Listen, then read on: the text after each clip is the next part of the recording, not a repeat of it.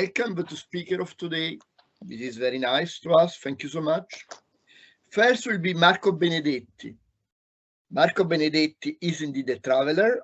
I mean, he has graduated in Padova, and then eventually he has moved to Rome for his PhD, and is working, I must say, with me. So this is a bit of, I'm involved in the story. Complex system physics, and is working on neural networks, basically, and physics of the brain. And today he will present some results about approaching optimal memory retrieval in Hopfield-like networks.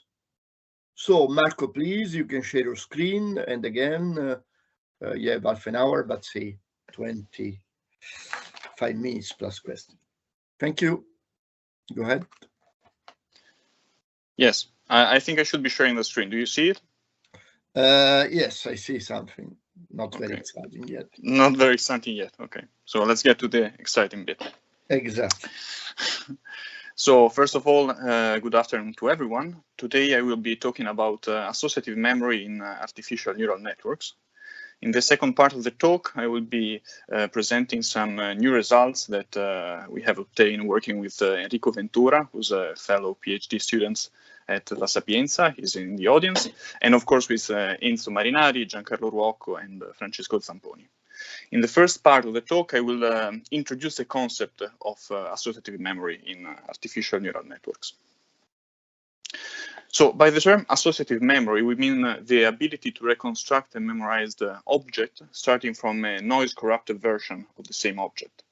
The way this is done in artificial neural network, one of the ways, is through the attractor framework. So you need to imagine that there is some state space which represents the activity of our artificial brain when it comes in contact to some external input. And on this space, we want to put a dynamics which creates basins of attraction around a predetermined set of activations configuration of the network, which are marked by those bluish dots on the screen. So the way it works is that when the network is initialized by an external input to a noisy version of these attractors, which we will call memories from now on, it will be driven by the dynamics towards the bottom of the basin of attraction, which is again the memory itself, and this will reduce the amount of noise that was present in the initial input representation. Now, I'm not an expert on the experimental side of this kind of study, but let me just mention that in the last few years there has been an increasing amount of evidence suggesting that indeed the attractor framework might be relevant in describing the behavior of biological brains in real animals, especially when short memory is involved in the task. Now, let's get to the physics. One of the first and maybe the most studied model in the field is a Hopfield model. It gives a very rough description of a brain, which will be composed of a number n of neurons, which are binary. This means that they can exist only in two states, +1 and -1. This is to draw a connection to Spengler's physics, let's say. And the aim of the network is memorizing a number p, which is proportional to n, the number of neurons via constant alpha, of activation patterns. Those activation patterns are indicated with this notation. You have a Greek index, which is simply labeling the different activation patterns that you want the network to be able to recognize. And then there is the Latin index that tells you for any pattern what the ith spin neuron should be doing. So the way we will implement this attractor framework is by stochastic dynamics, more precisely a Markov process which has as asymptotic probability distribution the Gibbs-Boltzmann distribution associated with a specific Hamiltonian. The Hamiltonian is a quadratic function of the activations of the neurons, let me call them spin from now on, and we have the freedom to choose the coupling constants linking those neurons in such a way as to create the basins of attraction that I have introduced in the slide above. So for now, we will follow what is called the Hebb's learning rule or Hebb's prescription to generate those couplings. And this is just a formula that takes into account what kind of patterns you want to store into your network and spits out what the corresponding interaction metric should be in order to create those basins of attraction. We will see that later how this happens. Now, the performance of such a network is quantified by an order parameter, which is the overlap order parameter defined by this equation. So this is basically the degree of alignment between the configuration that your network is in throughout his stochastic dynamics with the closest memory among those that you have tried to ingrain into the dynamics of the system. When this order parameter is big, it means that the network likes to spend a lot of time basically, big means close to 1, basically aligned to the memory that you have put into the network, and that will give you very good noise or error correcting performance. And when this number is low, close to 0, for example, it means that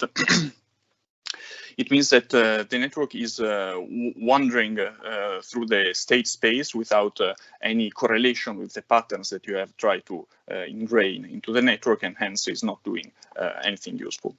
Now, in the t=0 limit, which is where this kind of network performs at its best, you can compute the value analytically, the value of this order parameter, and you get the following picture.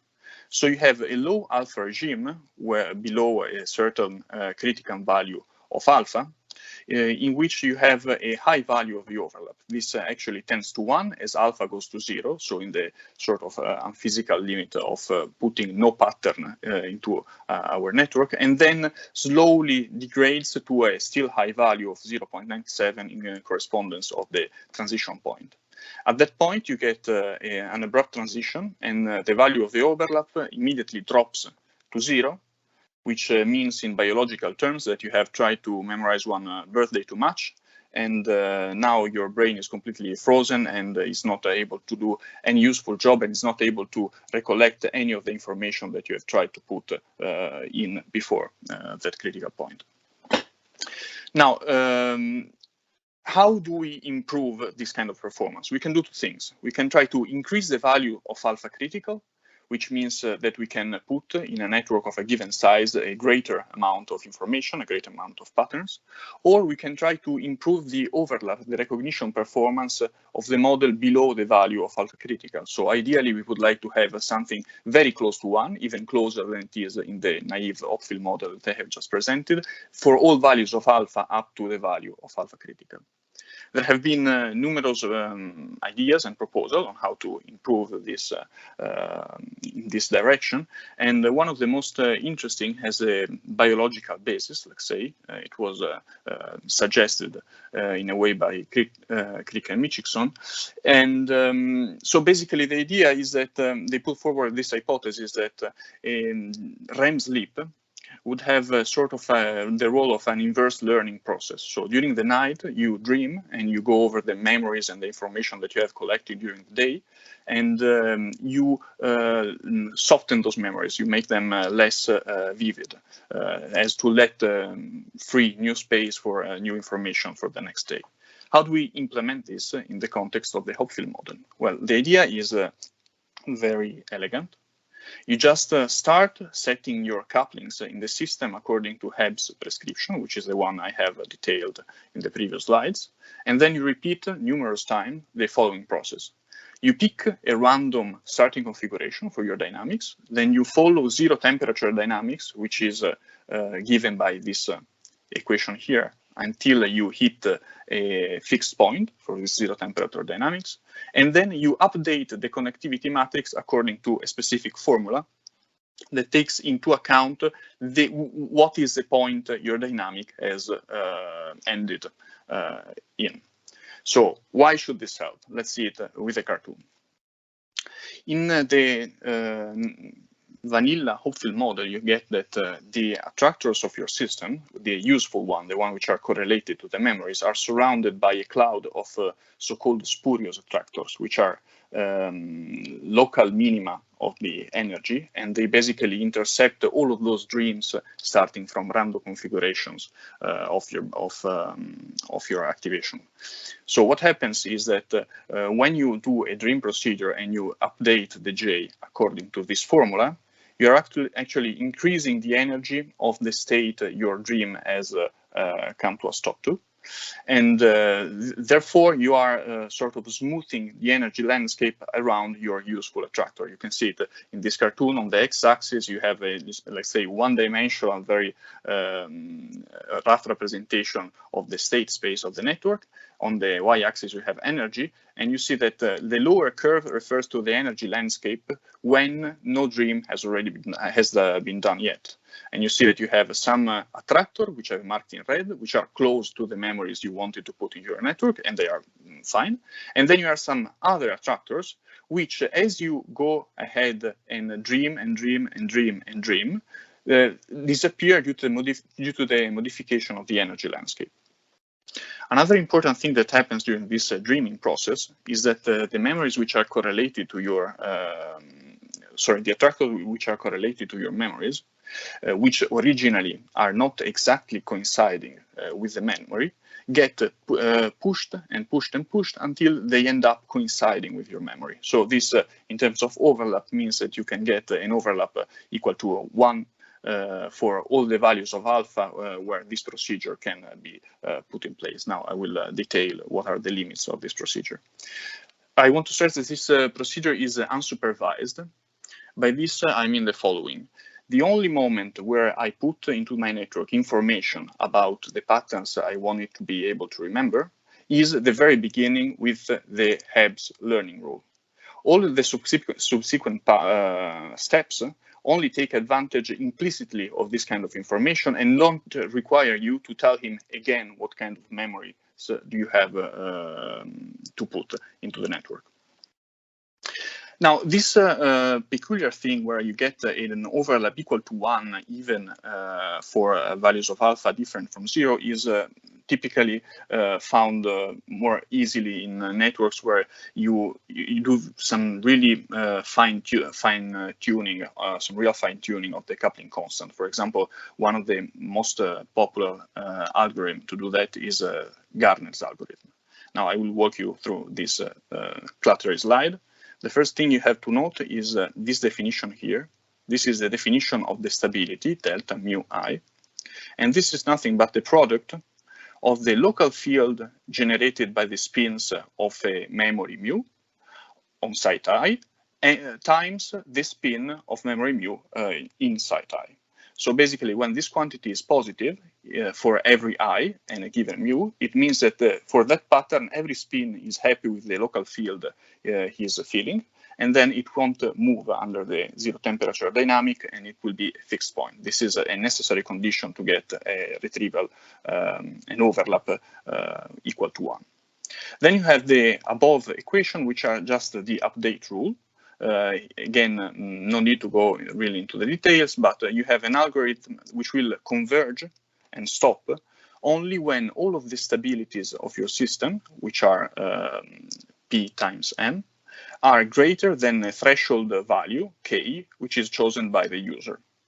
And at every step of the algorithm, you need to plug in again all the information regarding the patterns that you want to put into your artificial brain, and this means that the algorithm can be called supervised. Now, as I mentioned, there is this parameter K, which regulates how much greater than 0 you are asking your stabilities to be.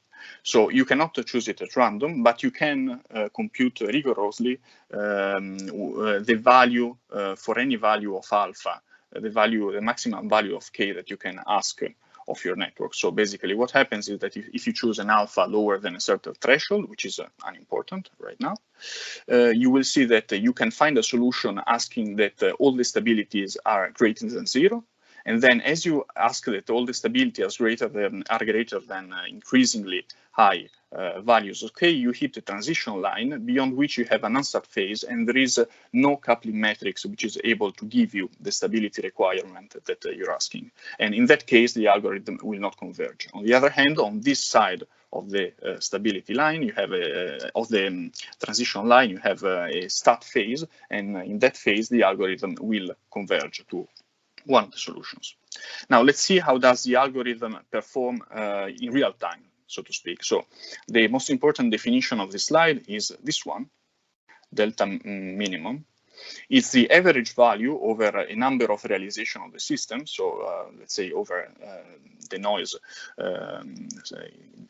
the quench noise of the system, of the minimum value of the stability among all the stabilities in your sample. So when this is lower than 0, it means that there is at least one pattern which is not a fixed point for the dynamics, and then of course you cannot have an overlap, output overlap equal to 1, because if you initialize your network in that very memory, then that will not be a stable point, and the network will drift away to something else.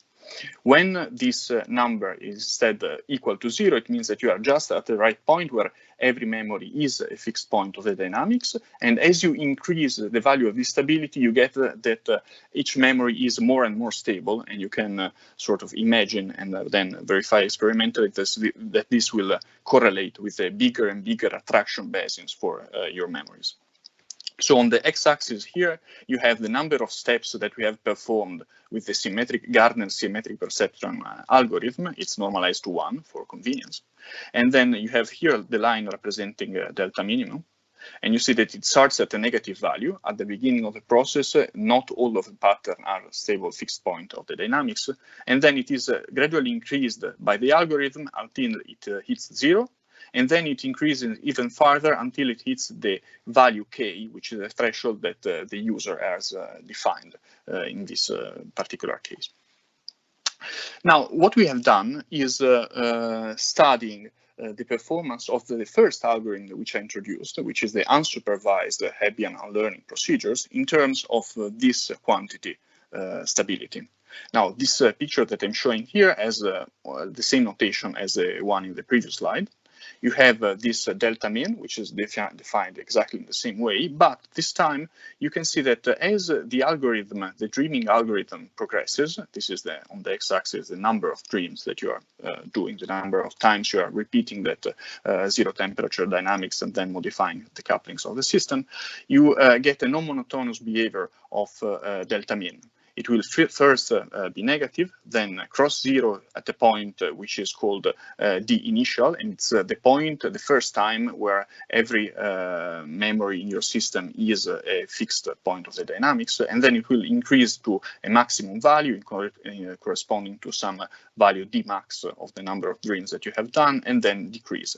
The decrease is due to, let's say, the moment where you are starting to dream too much and you are eroding useful information from the network instead of spurious attractors.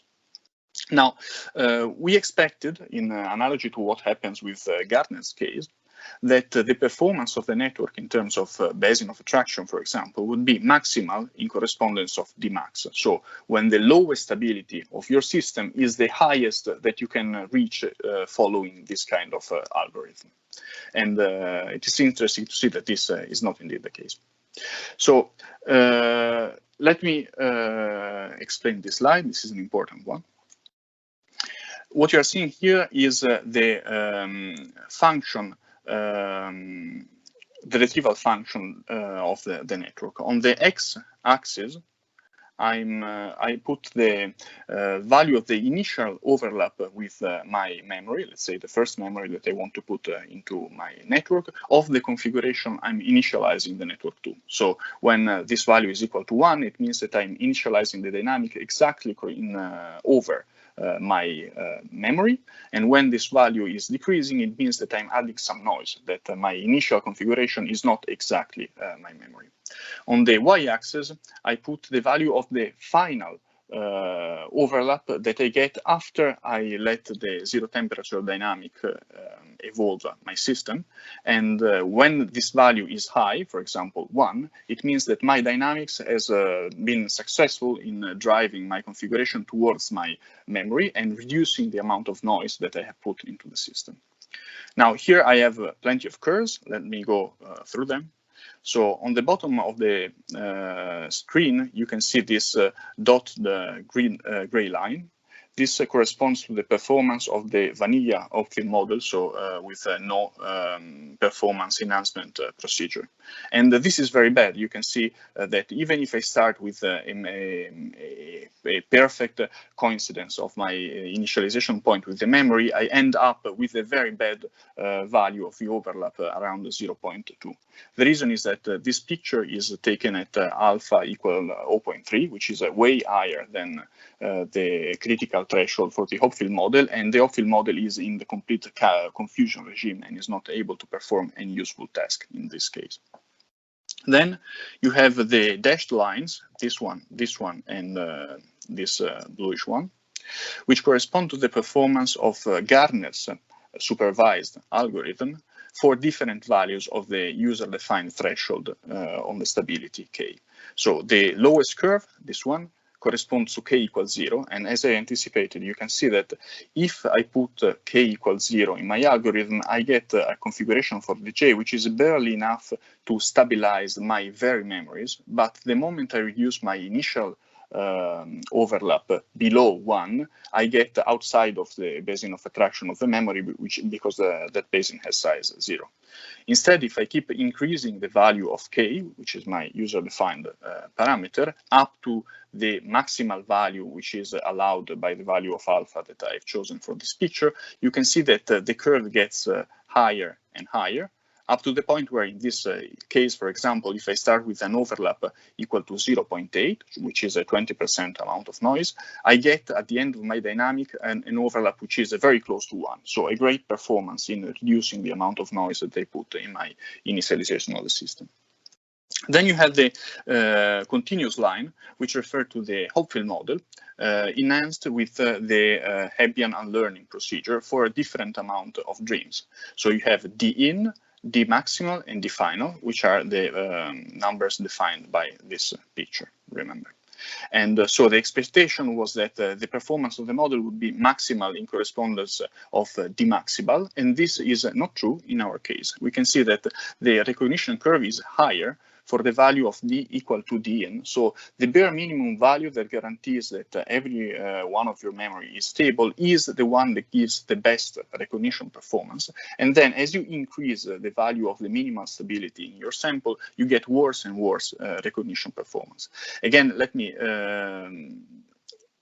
and you can see, which was the most surprising thing actually, that the performance of the two models, the symmetric perceptron model and the Hebbian unlearning model, actually coincides within the limit of our experimental resolution when the two algorithms are performing at their best. So in correspondence of the initial and of the maximal stability that you can require for this given value of alpha. And this is very surprising because you have to consider that the two algorithms work in completely different way.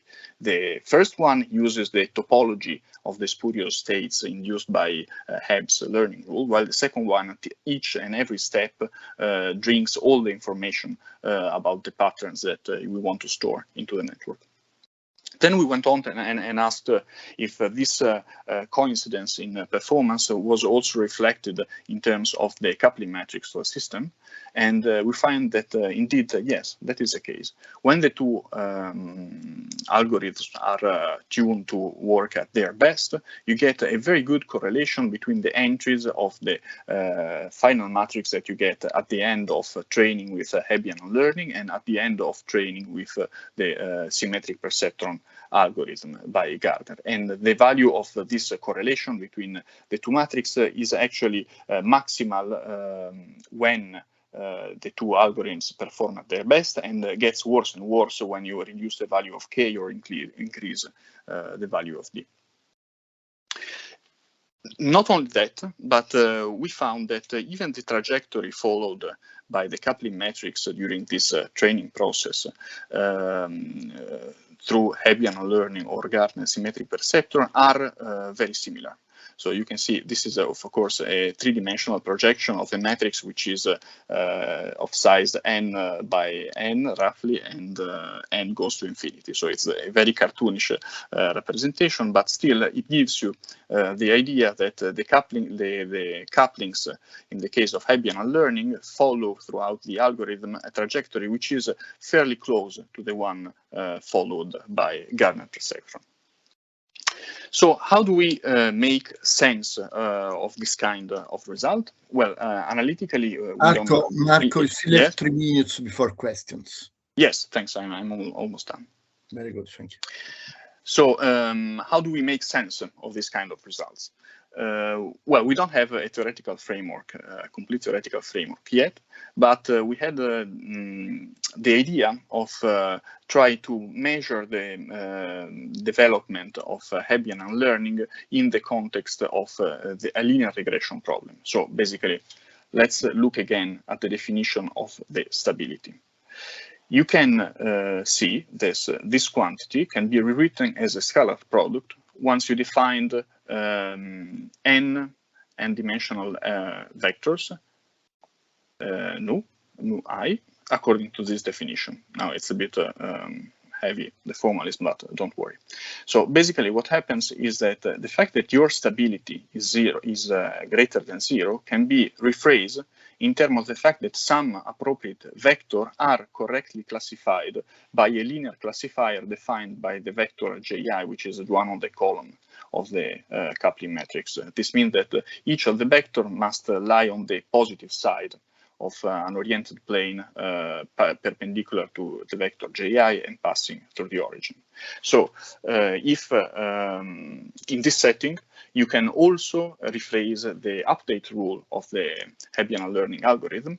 And in particular, you can see that this time defining the vector eta according not to the patterns you want to memorize into your system, but to the endpoints of your dream trajectory, you can rewrite the update rule of the Hebbian unlearning algorithm in this form. So you have an original value of your column of the J matrix. You add some piece of it at every dream to get the updated value. And if one manages to prove, and this is what we managed to do at least experimentally, that this quantity tends to be aligned with the vectors which are not correctly classified by our linear classifier, this means that every step of the algorithm, as it should, will drive the vector j towards the patterns which are not correctly classified, and then will tend to move the boundary of the decision layer in such a way as to include those points and classify them correctly. And this is what we managed to find experimentally. Indeed, what we measured is the average value of the overlap of those vectors you end your dynamic in with the vectors corresponding to patterns which are not correctly classified by our linear classifier, and this quantity is actually negative throughout the process, which means that every little step is helping your J vector to classify better and better the patterns corresponding to the memories you have to memorize. Now, this is, of course, an experimental result. We are still trying to figure out if it is possible to get some analytical understanding of this result. The main difficulty in this case is that, as you have probably understood, everything is very, very dependent on the dynamics and on the full dynamics of the system, and following the full dynamics of this kind of disordered system for a long period of time is practically impossible. It is possible to find some correlation between what happens in the first time of the dynamics and this kind of quantity. This has been done in the literature, but still is lacking a complete framework to explain this kind of phenomenon on long time scales, let's say. Okay, so this is it. Thanks for the attention, and I will take question. Okay, thank you very much, Marco. First, thank you so much. And so, do we have any questions? Do we have time for taking one question, maybe? Any question from a distance? Marco, I ask you one thing, your point of view. So at the end, Yes. how much do you think this is really connected to the real dreaming process? What is the idea you worked out after working on that for a few months? Well, this is actually a very interesting question. So basically, I think that the connection is fainter than it might seem. If you remember, when I introduced the Crick and Mitchison hypothesis, I thought that they were thinking that the dreaming procedure was there to reduce let's say the amount of space which is taken by traumatic events in the brain of a person. In this case, actually, what we are reducing the importance of is spurious attractors in our dynamics. So in a way, the things that we are taking out from our brains are not really traumatic experiences that happened to us, but are artifacts of the way we have constructed the coupling matrix. So there is this small crucial difference where our dreaming process does not impact on the shape of the some let's say hypertrophic basin of attraction of our memories, but only takes out spurious states. Okay, thank you. So thank you. I think there are no other questions, or there are maybe, but we don't have any time anymore. So again, thank you, Marco, very much. And I will introduce